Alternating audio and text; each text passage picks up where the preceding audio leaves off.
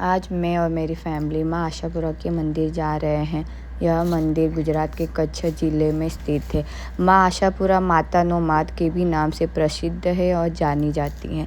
माँ आशापुरा का जो यह मंदिर है, यह बहुत ही प्राचीन मंदिर है और यहाँ के मंदिर की बहुत ही ज़्यादा मान्यता है।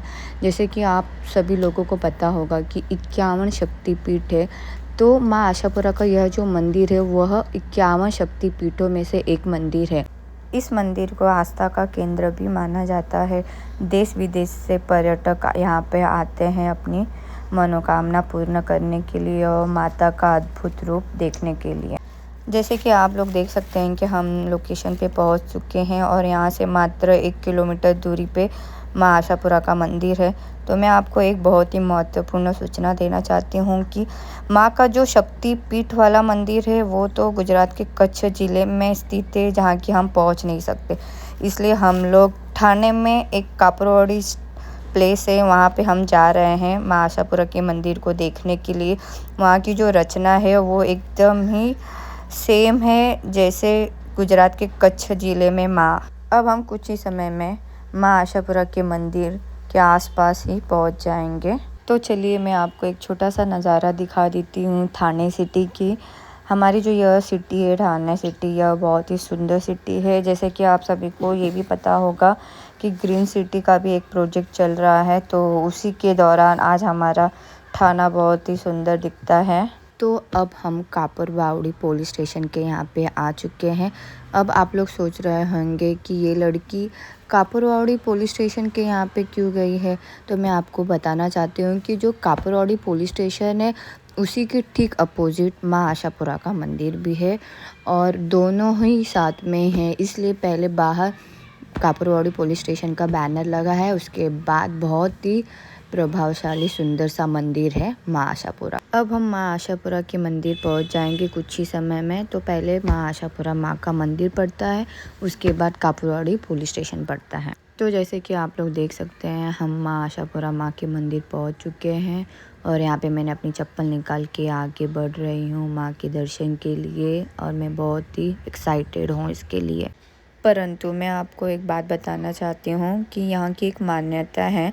जैसे कि मैं 10 किलोमीटर दूर यात्रा करके माँ आशापुरा माँ से मिलने आई हूँ, तो माँ से मिलने से पहले मैं अपने हाथ पाँव पैर धो लूँ, उसे स्वच्छ कर लूँ और फिर उनसे मिलने जाऊँ।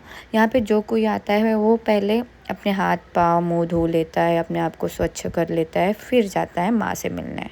अब मैंने गणपति बापा की पूजा कर ली है। अब मैं मेरे शिव जी से मिलने जा रही हूँ, मेरे भोले बाबा की पूजा और आराधना करने जा रही हूँ। मैं अब धीरे धीरे भोले बाबा पे जल अर्पण कर रही हूँ और साथ ही मैं यह मनोकामना मांग रही हूँ कि हे भोले बाबा, आप सभी की मनोकामना पूर्ण करें, साथ ही मेरी भी मनोकामना पूर्ण करें, साथ ही आप सभी पे अपनी दया बनाए रखें और सभी को सुख संपत्ति प्राप्त दें।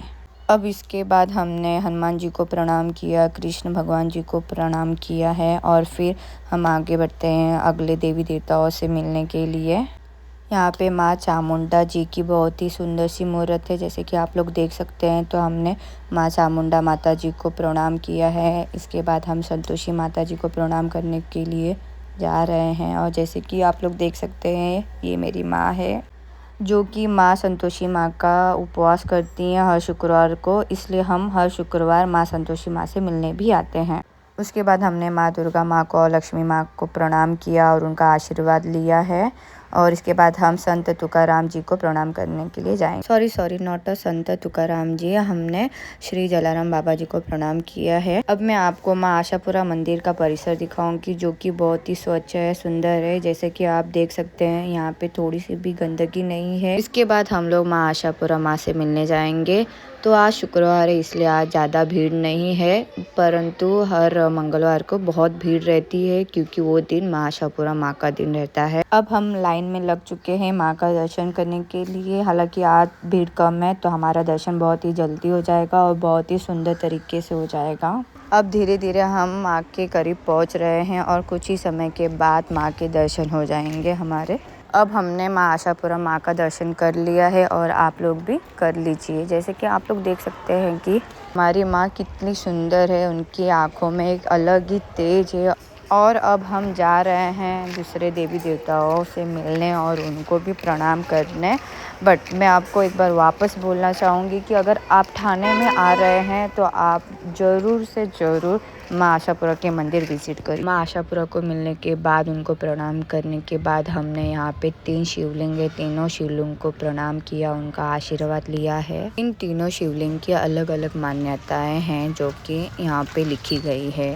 अच्छी तरह से आप आके यहाँ पे पढ़ सकते हैं और उनकी जानकारी प्राप्त कर सकते हैं। उसके बाद हम माँ शीतला माँ के दर्शन के लिए जाएंगे। यहाँ पे हमने माँ शीतला माँ के चरण स्पर्श किए हैं, उन्हें प्रणाम किया है। उसके बाद हम माँ आशापुरा माँ के परिसर को फिर से एक बार देखेंगे अच्छी तरह से। यहाँ पे छोटे छोटे स्टॉल्स हैं जहाँ से आप प्रसाद ले सकते हैं चढ़ाने के लिए और फिर अपने घर पे भी लेके जा सकते हैं। माना जाता है कि यह पेड़ एक इच्छा पूर्ति पेड़ है जो कि सबकी मनोकामना पूर्ण करता है। अब हम घर जा रहे हैं तो tata bye bye, see you soon.